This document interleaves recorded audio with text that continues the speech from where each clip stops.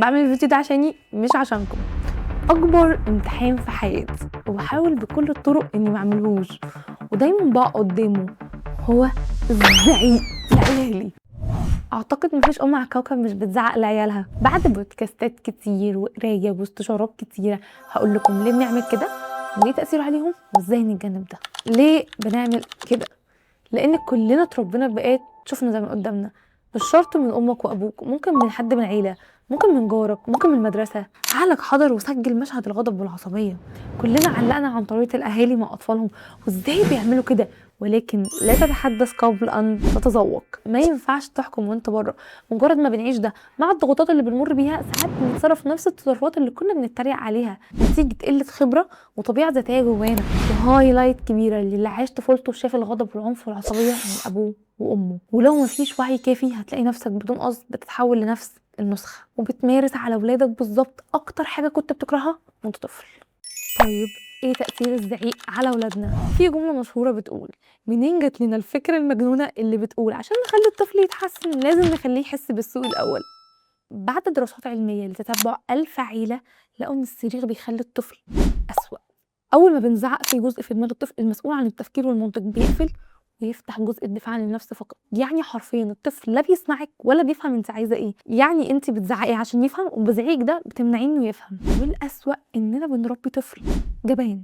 الابحاث اثبتت ان ازاي بيخلي الجهاز العصبي للطفل على شعره، قلقان طول الوقت وحساس لاي صوت عالي، وده اللي بيخليه طفل مهزوز وشخصيته ضعيفه قدام اي حد بيمارس عليه ضغط بره البيت. الاخطر انك بتسلمي ابنك للعالم بره بشخصيه مشوهه، يا اما طفل ضعيف وخاضع لاي حد بيمارس ضغط عليه بره البيت، يا اما طفل عنيف وعدواني ما بيعرفش يحل مشاكله غير بالصوت العالي. وازاي نتجنب الزعيق على عيالنا؟ اول حاجه اتحكي على نفسك، لان اوريدي السبب اللاواعي بتاعنا. احنا بنهيئ نفسنا يوميا للغضب. قبل ما اديله كوبايه العصير بطلب لابني يشربها وهو قاعد، وعماله اتخيل وانا بديله كوبايه العصير ان هو هيوقعها على السجاده والسجاده نظيفه وانا تعبت من تنظيف وهما بيبهدلوا وي وي وي. شحنت نفسي كفايه للغضب، واول ما يوقعوا نقطه عصير، مع اني ممكن اقول لنفسي ان هو طفل طبيعي هيفرق وان هو اهم مليون في المية من السجاده، ولو حصل وخلاص هتنفجري اسحبي نفسك وشتتي نفسك. وفي اللحظه اللي خلاص هتنفجري افتكري الطفله الصغيره اللي جواكي اللي كانت زمان في اللحظه دي مستنيه الامان. اللاواعي عامل زي العضله، مش هتظبط اول مره، لكن مره اتنين تلاته هتقل. المهم ما تستسلميش لان الامور بتزيد مش بتقل.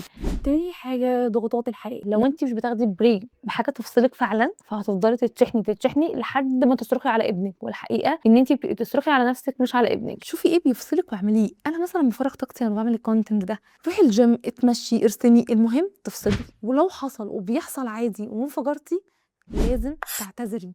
انا بصرخ بس انا عارفه ان ده غلط وبعرفه ان ده غلط. واهم نقطه انا هنا بتكلم عن الصريخ مش عن تقليل الاحترام، لان في فرق لما اقول له ركز لو سمحت او يا غبي ركز. هنا انا قللت قيمه الطفل وده لا يجوز، ما ينفعش اهينه او اقلل احترامه، دي كده حاجه تانية محتاج لها دروس تربويه كبيره.